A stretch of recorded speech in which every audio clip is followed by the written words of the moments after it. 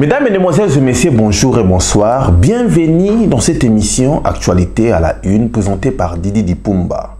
Vous certainement ébélé, vous avez nabiso sur www.congofrance.com. C'est le meilleur canal qui vous permet d'être branché, connecté, dans ma cambo ébélé, où ils ont les canaux Kati, Yambo Nabiso Congo.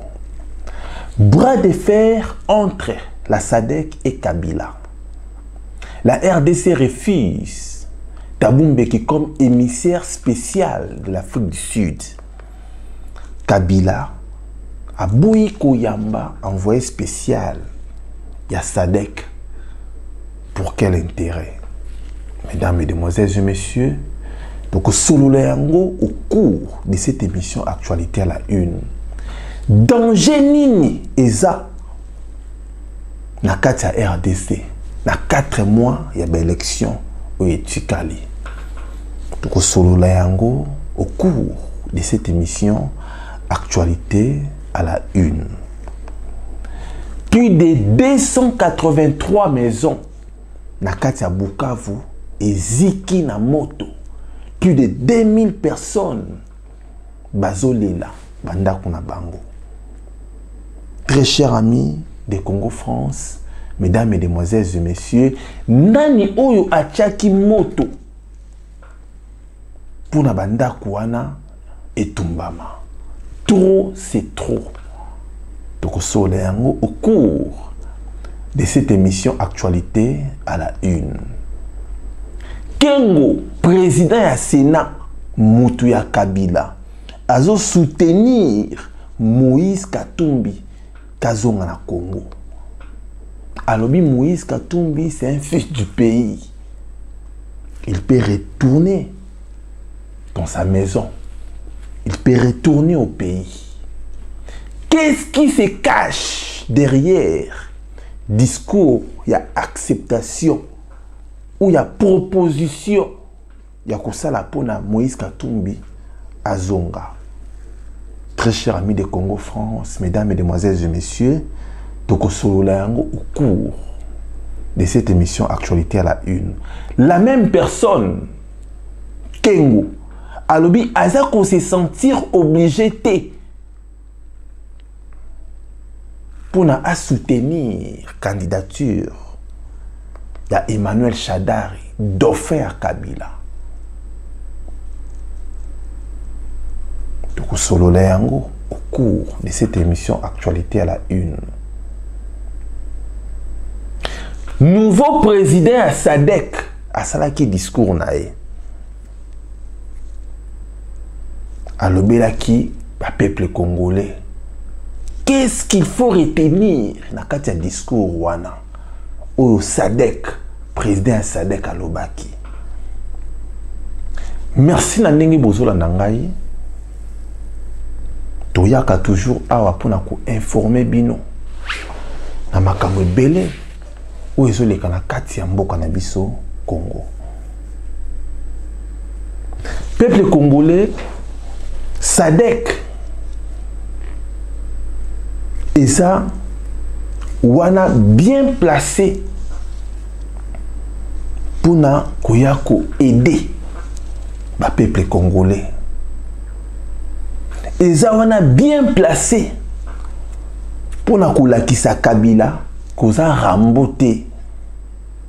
Soki kutu Nelson Mandela atikaka pouvoir na Malembe.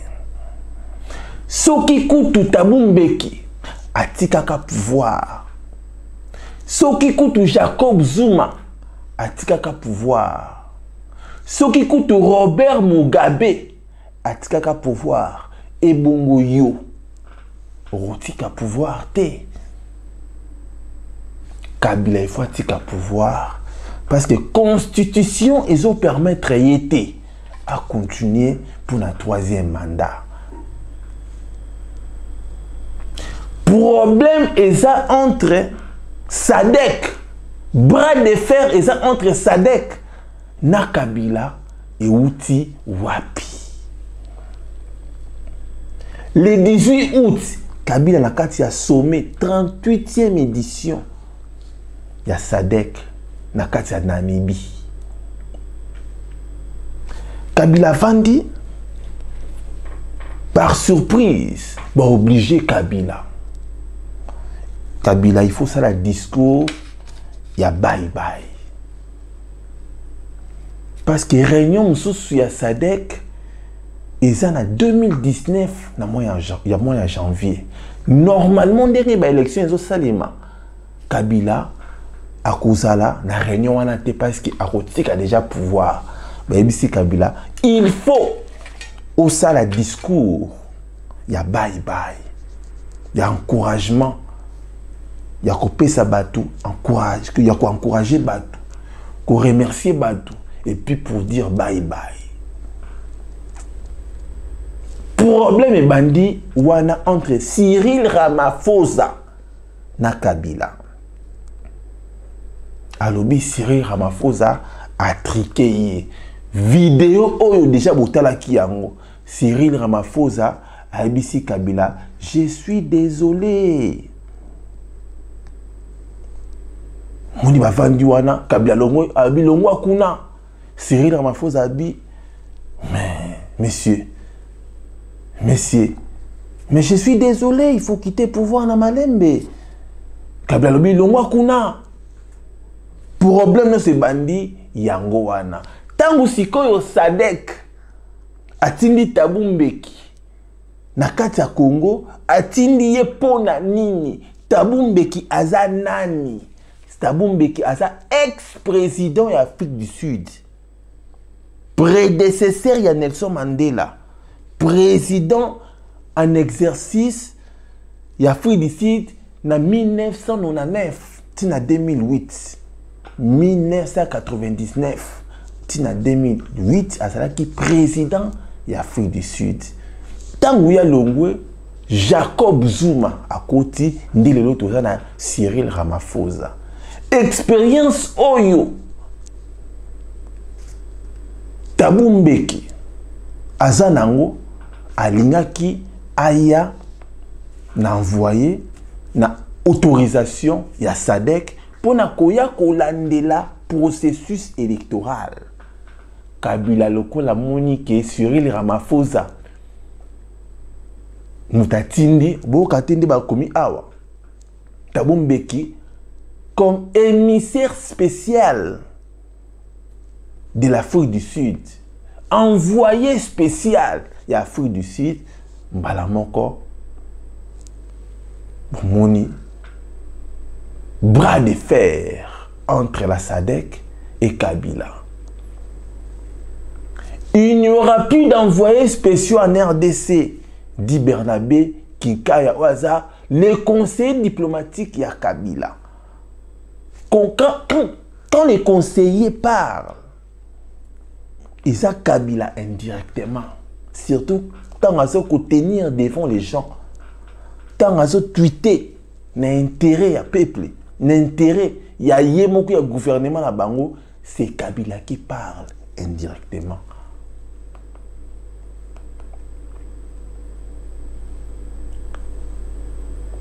Il n'y aura plus d'envoyés spéciaux en RDC, dit Bernabé Kikaya, le conseiller diplomatique de Kabila, qui ajoute: nous avons rejeté cette idée et cela a été signifié de manière claire à la délégation d'Afrique du Sud. Toboa Kissi, arrivé, il y a Thabo Mbeki, envoyé spécial à SADC, émissaire spécial à Afrique du Sud. Toboa Kissi, ayakutu ko contrôler bisoté. Processus électoral na biso, aya ko contrôler bisoté parce que akoya ko découvrir makamususu ya tricherie oyo Kabila bombeli ba peuple congolais aligné à surprendre ma peuple congolais. C'est ça. Processus électoral Ezaya Kabila te. La CENI doit être indépendante. La CENI ne doit pas se pencher côté à Kabila. Ndenge tozo mona yango CENI et komiko tambola na Kabila. Corneille n'a commis kokota ba réunion na Kabila. Ça veut dire que bazo préparer tricherie na ba élection oyo. Mesdames, mesdemoiselles et messieurs.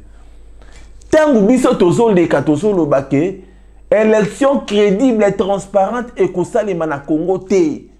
C'est vrai parce que tout ça na information où ils sont clairs.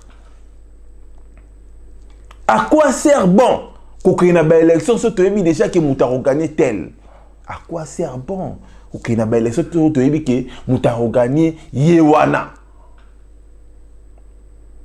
Il nous faut une transition sans Kabila. Il nous faut une autre personne à la tête de la CENI. Il nous faut balayer les fichiers électoraux. Un nouveau fichier qui peut permettre biso tokende qu'on voter. Il nous faut comment dirais-je na terminer qu'on soit ma machine à voter au ko boire na moto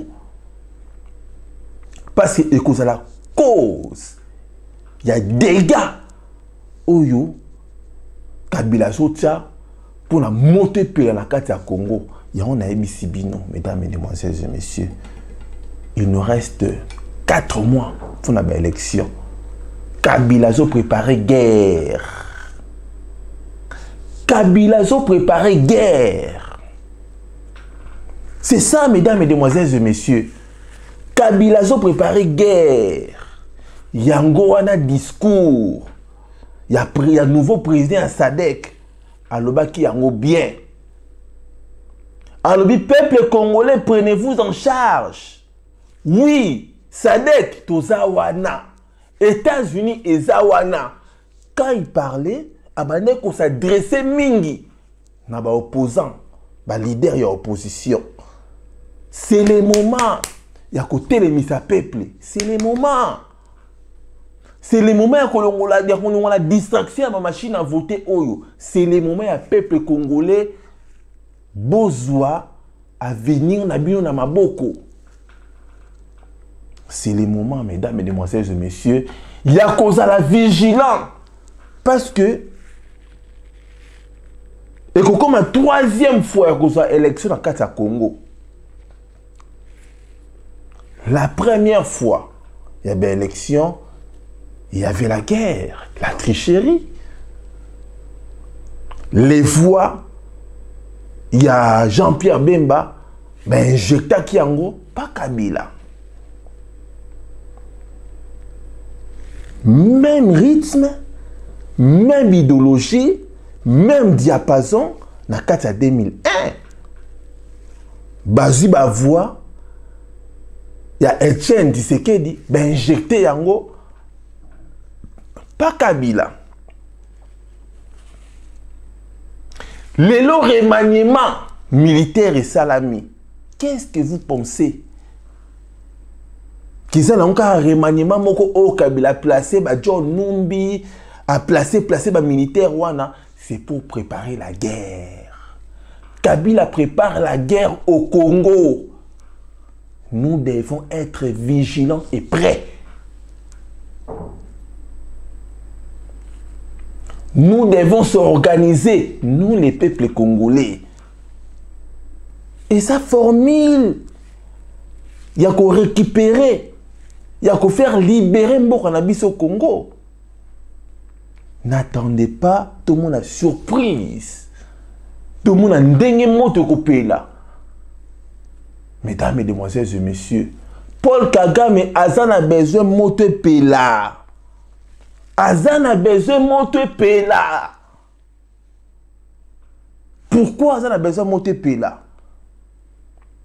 Tout est génocide rwandais et les Kaki. Qui avait créé? Combien de personnes Bakoufa qui? Azan a besoin 12 millions de personnes ont déjà Bakoufi na kata Congo. Et comme encore 12 plus 12 et comme attends 24 millions de personnes.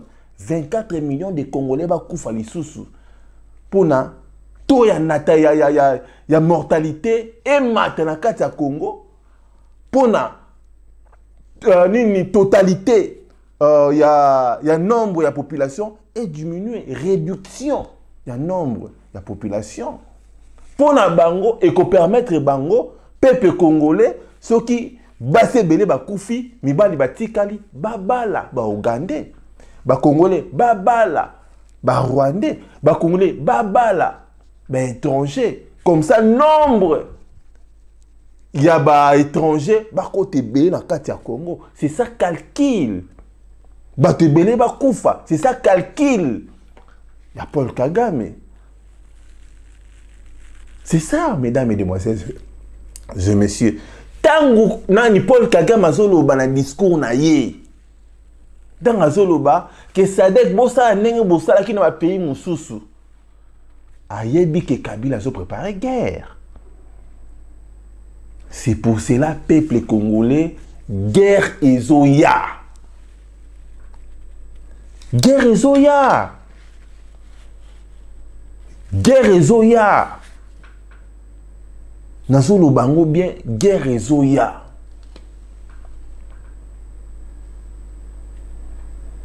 Il faut tout s'organiser. Oui, Kabila c'est fini. Oui, c'est fini. Kabila a préparé nini.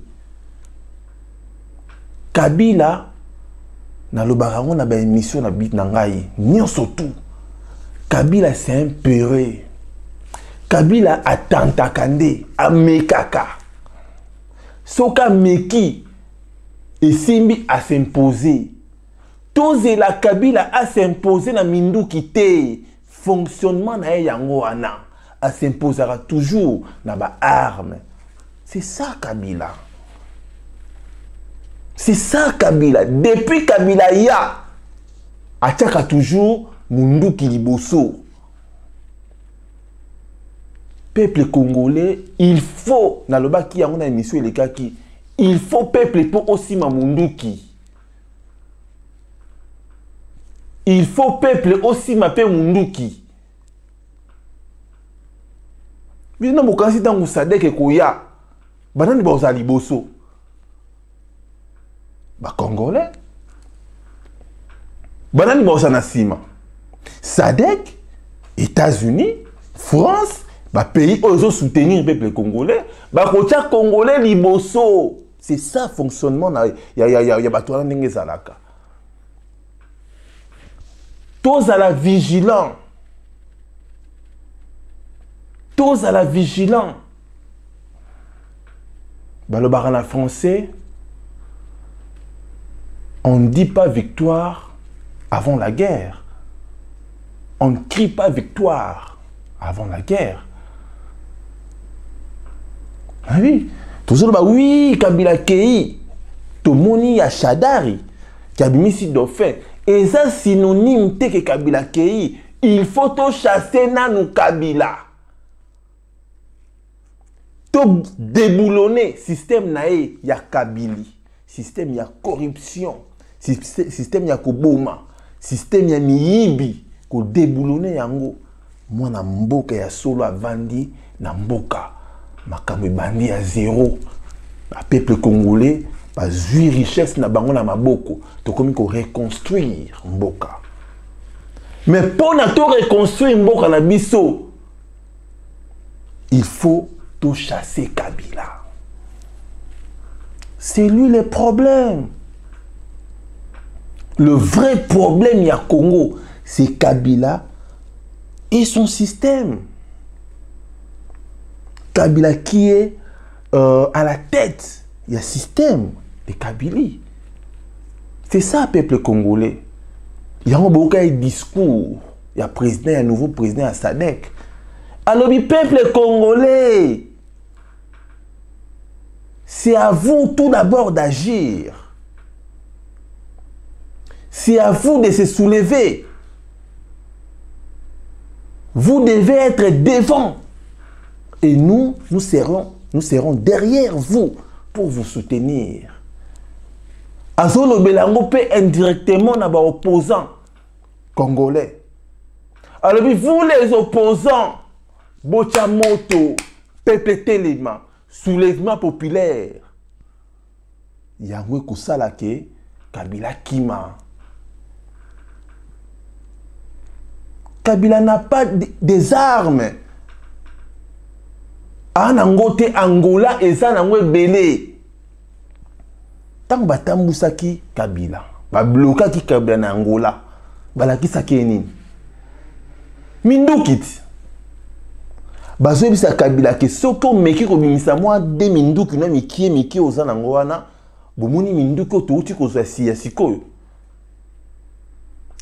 Ye na famille na ye bakokanga ye na famille ya Kabila nyonso tu bambana kazida ye ba poche tout bakokanga bango ba la mère Mende bakokanga ba la mère Mende na comprendre le système ya ba ndoki ote. La mère Mende a 66 ans, âge ya retraite, mais ba lingi kotika te batikela ba jeune ba lingi te. À l'âge de 66 ans, il faut ovanda. Omituna, nini ona seli mboka na ngai. Izenga, azana 93 ans, 93 ans. Tilelo, azara na kata politique. Amituni atate kino, ki 93 ans, ou azana ngo, azo continuer kaka koza na kata politique. Olie Atika. Léon Kengo Aldondo. Azana 73 ans. 73 ans. Tilelo, Azara na kata ya parlement comme président. A boyi kotik la bagène. Mais jusqu'à quand? Beaucoup salawana pour n'a pas diriger. Où sont les jeunes? Les jeunes sont capables de diriger les pays. Nous avons des jeunes qui sont intelligents. Boutique la biso to diriger mboka la biso, nous sommes encore des jeunes. C'est les moments. Tamwe mwamba ana ajni tamwe mwamba. 76 ans. Tamwe mwamba 76 ans, 76 ans. Aza toujours wana. Mais quand est-ce que boutique la jeune? Les jeunes, c'est les moments où bengana batouana. C'est les moments où chasser batouana. Ils ne vont pas partir. Bakotika la wana, tili wana bango, ceux qui to bengani bangote. C'est les moments, la jeunesse. La jeunesse, c'est l'avenir du demain. Mais la jeunesse, elle est sacrifiée. Les jeunes, bozotalanga bukangi maboko botalangai, mais tous ceux qui vieillir. Banali va diriger Congo. La mère Mende à l'âge de 66 ans, a ça toujours wana. Alexis Tamouama à l'âge de 76 ans, a ça toujours wana. Léon Kengoa à l'âge de 73 ans, a ça toujours wana. Très cher ami de Congo-France, à l'âge de 83 ans, mesdames, mesdemoiselles et messieurs, Léon Kengo, 83 ans, à ça toujours wana. Baza pourquoi? Baza quoi accompagner le système. Baza quoi accompagner le système. Donc biso, vina biso, na Congo, ezara bisenga senga. Donc vina biso na Congo, ezara komuna batata o ndenge bazo lia na bana bango mbongo à Congo. Mais tous se révoltés les jeunes. Tous se révoltés bah papa. Oh bozota la biso bona ba 50 ans, ba 53 ans. Mais botika la ta ko travailler té. Botika la ta ko travailler té. Attends entreprise mon côté que on aura fiche de paye na kati ya RDC. Botika la ta ko travailler té.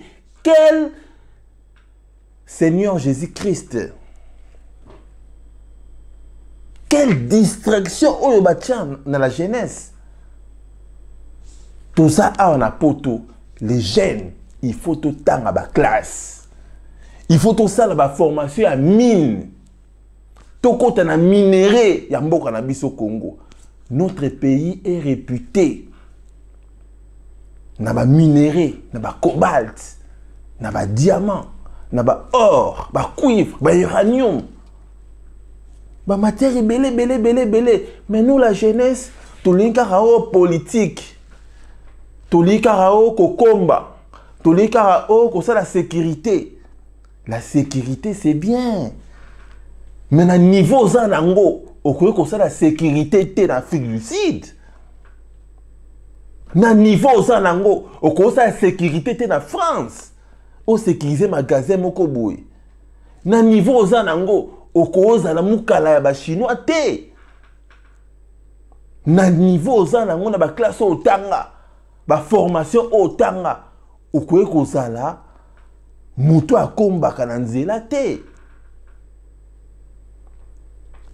Organisons-nous. Il faut tous s'organiser pour na tout kinamboka na biso Congo. To chasser Batouana. C'est le moment. C'est le moment. To chasser Batouana. Bakotika pouvoir bongote. Déjà va vieillir. Ce regarde-moi mon doute, mon toto va koufi wana. Va vieillir.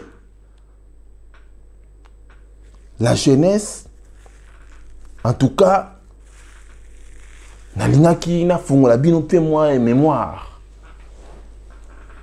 Hein? Macron, il a quel âge? Il a quel âge Macron? À Kogi, c'est pas même 50 ans. Il a quel âge? Ce qui va 30 quelques, va quarantaine. Il a quel âge? Jeune. Téléma. Nga didi di pumba na telemi. Lobi bromo na ngai na kin. Bromo na ngai na Congo. Na ko servir mboka na ngai tina suka. Tina énergie suka et puis na ko défendre ba peuple congolais. Na lobaka yango bien, je suis ni pour ba opposant. Ni pour Kabila na majorité présidentielle, je suis pour les peuples na ko défendre ba peuple wana. Tant de peuple va souffrir. Tout téléma, peuple congolais, tout chasser Batouana, s'il faut aussi ma Mindouki, tout Simba, ils ne vont pas laisser dans le calme. Mesdames, Mesdemoiselles et Messieurs, merci beaucoup, Boyoki, Makameta Bumbeki. Donc, Kabila, va rejeter toujours, Bazoko rejeter. Lobilo, Bakondima. Ils ont une mascarade parce qu'il va recevoir pression internationale. Barotika. Et Tabumbekaya. Mais bota la nenge déjà va comme koloba loba. En tout cas, merci beaucoup. Batumbi, plus de 283 maisons dans Kati ya Bukavu. Selon bilan, il y en a 2 personnes, 3 personnes bakoufi. En total, le rapport en haut, babimisi en haut. Pour Nanini Makambu, ils ont continué au Salamela, Kaka Congo.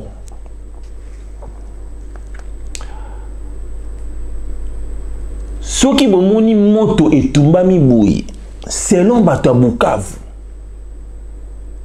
Balobi eza ba à Kabila. Selon Bato Bukavu, plus de 283 maisons où tumbami Balobi eza ba à Kabila. Lik Kuluna, Lik Kulula, où yaza moko ya bato ba telemi. Ba telema pour la mboka parce que Luc a kufaka nini ba tumaka ndaku na ye moto pelara peka nenge peli boye.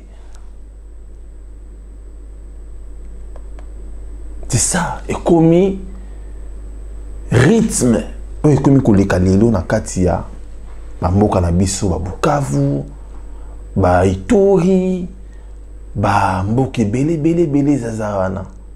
C'est ça, mesdames, mesdemoiselles et messieurs. C'est là à Batou à Bukavu, Balobi, que eza ba tactique ya Kabila. Ndazo continuer ko sala bongo pour na toujours abangisa ba peuple congolais. Mais ce monsieur va partir. À kotika pouvoir bientôt là, bientôt. Donc bato bazolela ba bien na bango. Et ça vraiment passe makasi Léon Kengo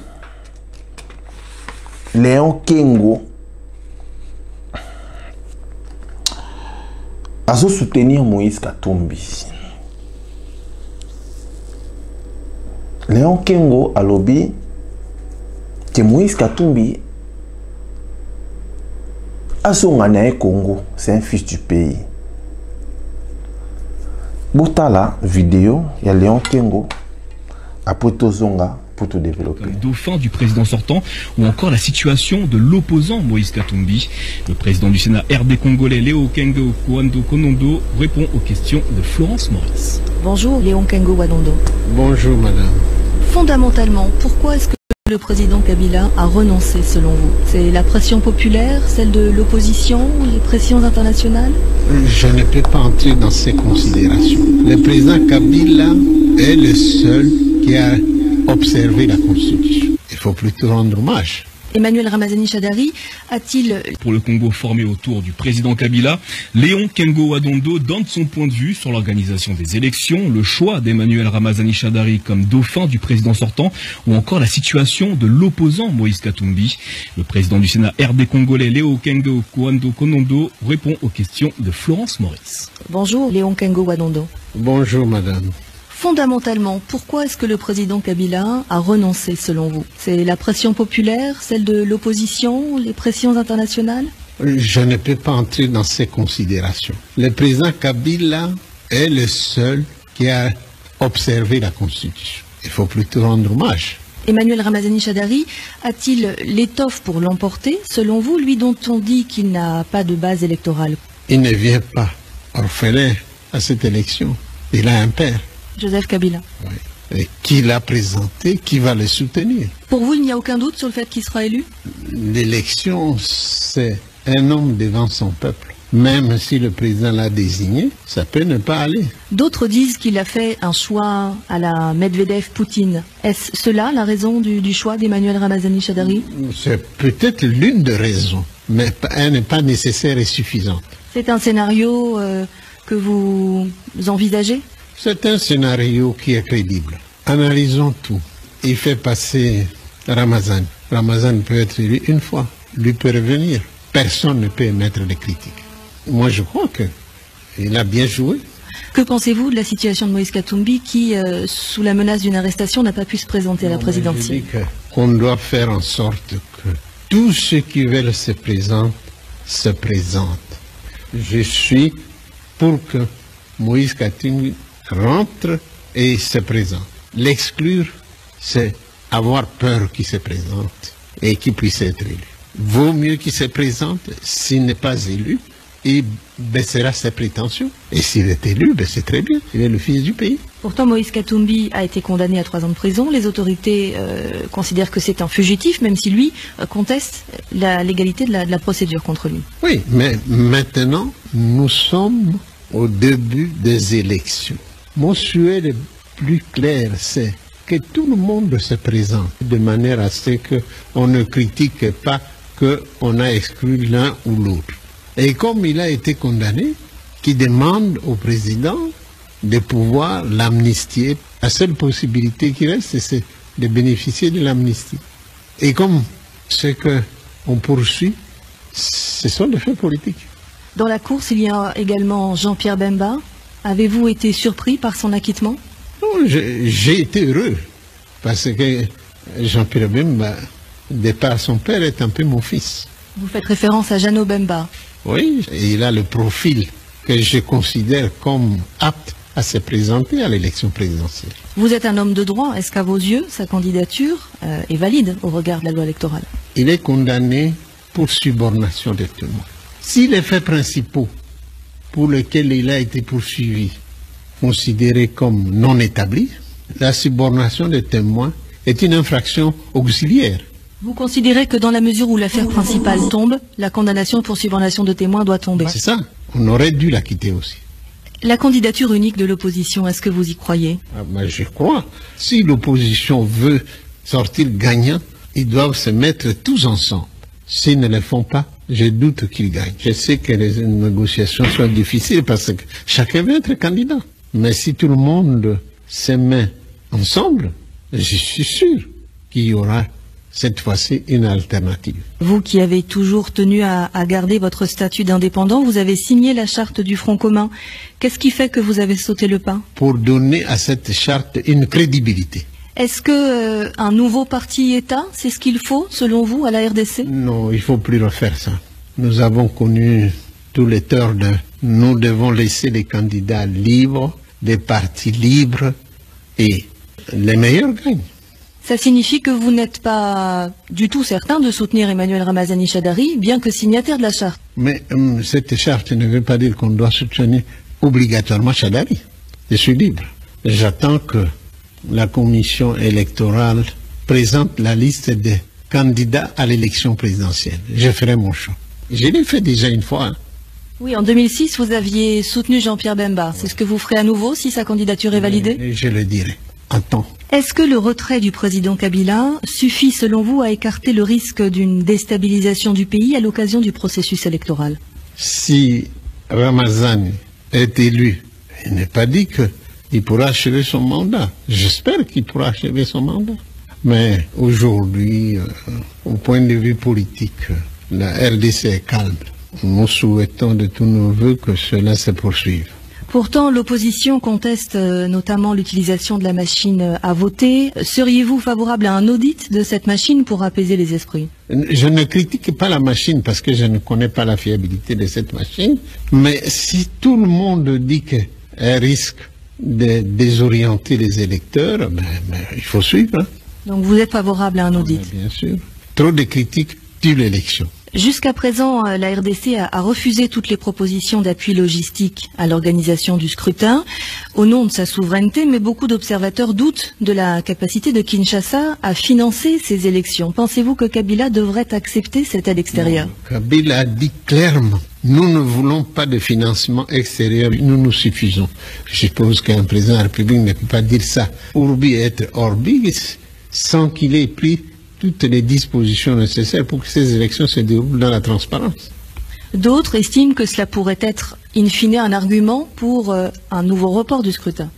Si cela s'avérait exact, ce serait très grave pour le président. Non, la parole du président doit rester crédible. Une dernière question.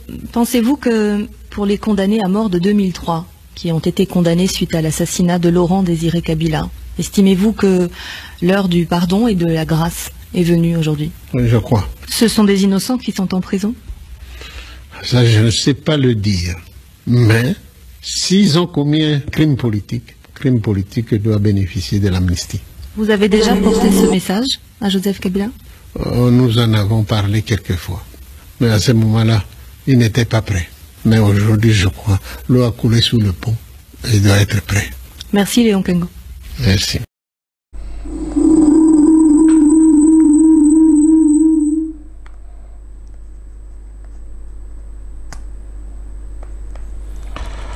Voilà, mesdames, mesdemoiselles et messieurs, Broki Léon Kengo, on va répondre le duo Kabila Shadari, scénario à la Poutine, Medvedev,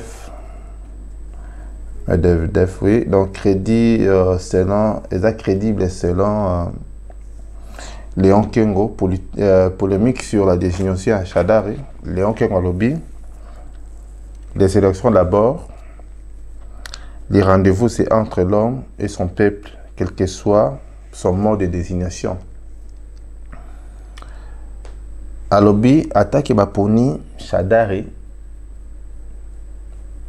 mais l'élection, est entre candidats, na peuple naé.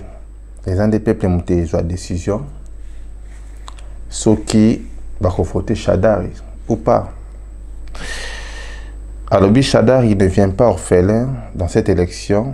Il a un père qu'il a présenté, qui va les soutenir. À lobby, la belle élection au Shadari Aza, orphelin te. Shadari Aza n'a papa nae où il a présenté Libosa Batu. Des élections, ezali pour la moutounion surtout, oyo aza crédible, oyo aza autorisé pour na aya ko postuler. Et puis na kata FCC tango asinaki charte wana ezalaki kaka pour appeler ça crédit, pour crédibiliser FCC. Donc pour appeler ça coup de pouce, il y a FCC. Mais aza obligé te il y a soutenir Shadari. Alors, il fait passer Shadari et Ramazani peut être élu une fois, lui parvenir. Personne ne peut remettre des critiques. Moi, je pense qu'il a bien joué. Alors, c'est Kabila, ça la bâche wana pour na zonga suna pouvoir. Il y a un monde on m'a bêté. Il y a on a fait ça l'autre fois que Kabila a besoin de pouvoir te. Alors ça bâché où ils a soutenu la communauté internationale. Baso boyango lelo mais lobi on dit que Kabila continue ce qui va intérêt na bango et ça dérangé mesdames et demoiselles et messieurs. Non, c'est ça. Ndé à retenir. Et puis le Bélisso par rapport il y a Moïse Katumbi. Et Moïse Katumbi a kozonga nae parce que Moïse Katumbi c'est un fils du pays. Aya zonga muta salilo ka ozalate na Moïse Katumbi ta ankoya ba ko triquer Moïse Katumbi na lobaki bien na émission le kaki ou soit Moïse Katumbi eza ba jeu politique ou ba osala ou soit Moïse Katumbi aza pena ba sérieux problème entre na Kabila soki Moïse Katumbi alingi libération Congo acha mbongo nae na diaspora peuple congolais Sima Mindo qui peut bien à la Kabila. Ils ont formé mon cas bien. Yolingi aux la président Kabila tango ayaki wana ayaki na ba arme. Pas bien na Mobutu. Voilà. Yo payaka na ba arme bien na Kabila. C'est ça. Moi j'encouragerais à Moïse Katumbi parce que soit à Kiwana ceux qui bandait ko coopérer te baro bomae. Voilà, c'est long. Mais ceux qui ont un jeu politique, Moïse Katumbi a coopéré, alors qu'il a un badule, il a arrangé Kabila. Non, Moïse Katumbi, il n'a pas même tout intérêt à peuple congolais.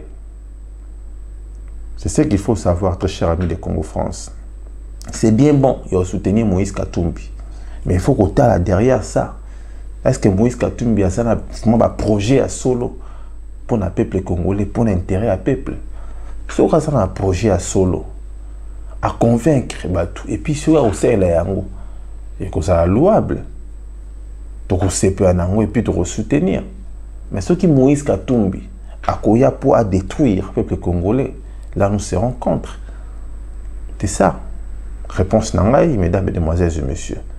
Tout ça wana pour soutenir, tout ça wana pour soutenir vision congolais, surtout où il y a bien pour l'intérêt à peuple congolais. Sans intérêt à peuple congolais, moi je ne me retrouverai pas dans le projet. Je l'ai dit ouvertement parce que dans un côté à peuple, je ne suis pas pour l'intérêt à politiciens. Ceux qui peuple peut gagner et gagner, là moi je serai d'accord à soutenir. Mais ceux qui politiciens car on est autant mon ami tout cas cher peuple ils ont continué à greffer ils ont continué à la banzala ils ont continué à ça la grève voilà ils ont continué toujours à torturer là ça sert à rien de soutenir les opposants au bazar de Bongo. C'est ça mesdames et demoiselles et messieurs. Donc Léon Kengo a lobby parce qu'il faut jamais oublier que Léon Kengo a banda depuis la série à Mobutu. Léon Kengo a Koutiwana. Léon Kengo a été ministre plusieurs fois, premier ministre, voire même. les lois comme président du Sénat. Ça veut dire que Congo est rendre Léon Kengo aujourd'hui milliardaire, sur un milliard. Et rendre Kabila Lelo milliardaire, sur un milliard. Alors, Nini Oyo ba Léon Kengo wana ba sali pour la peuple. C'est ce qu'il faut se poser comme question. Nini Oyo ba Léon Kengo wana ba sali pour na avenir ya peuple congolais. Peuple qui a monté Pessi Léon Kengo. Peuple qui a encadré Léon Kengo. Mais Léon Kengo ba sali nini ya malam pour la peuple wana. Il n'est pas encore trop tard. Parce qu'il faut racheter les temps. Il y a coupé ça. Faveur na peuple wana. C'est ça, mesdames, mesdemoiselles et messieurs. Merci de Bolandingaï. C'était Didi Dipumba. Toujours qui m'attend oyo. Car pour nakoya ko informer bino. Merci à Missien Prince Alion Gaz na Gaz. Merci beaucoup à Moïse le Sauveur, Bâton Rouge, sans oublier à Chim Chimanga Mokonza Baluba, M. Gary Mouika depuis Paris, de Pessimbote, de Pessimbote na Batunio surtout, Oyo bazo soutenir Bisso. Vous allez brancher na katia congofrance.com. L'émission est à Bino, est à Bino, de yaka toujours awa, sans que tout déranger Bino. Dans le bango pe na émission na ngai mingi. Na lobby tozawa na te pour na cause la tribaliste. Je suis là na défendaka peuple congolais en général. Ozala mu Congo, ozala mu Luba, ozala mu Tetela, ozala mu Yanzi, ozala mu Tabandundu, mu Taba Congo, mu ya nini ya nini ya nini.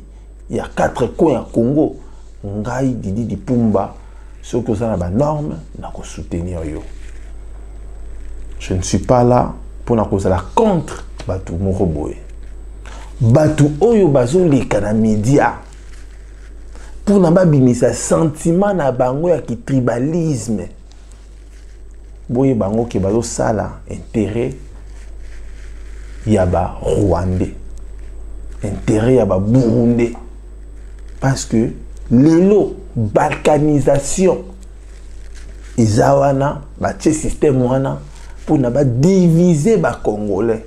Alors ceux qui besoin ka mutu na munoko na azoya o biso ba Congo bo simba biso te toko komisa ba Congo mboka mususu bo telemela mutu wana. Ce sont des sorciers, ce sont des ndoki, ce sont des accompagnateurs. Il y a régime, il y a Kabila. Congolais, ou yazo le bango, aza Congolais te, aza muta Kabila. Bango nde baya akobuma ba na poto na awa. Na poto. Vrai Congolais, à cause de la tribal te. Vrai Congolais, à cause de la muto azo inir. À cause de la muto te kazo lo ba o biso balu bakaka. Te karabiso bakatange te wana za Congolais te. Congolais te, c'est un envoyé du diable. Merci beaucoup mesdames, mesdemoiselles et messieurs. Bon ça va bien, au revoir.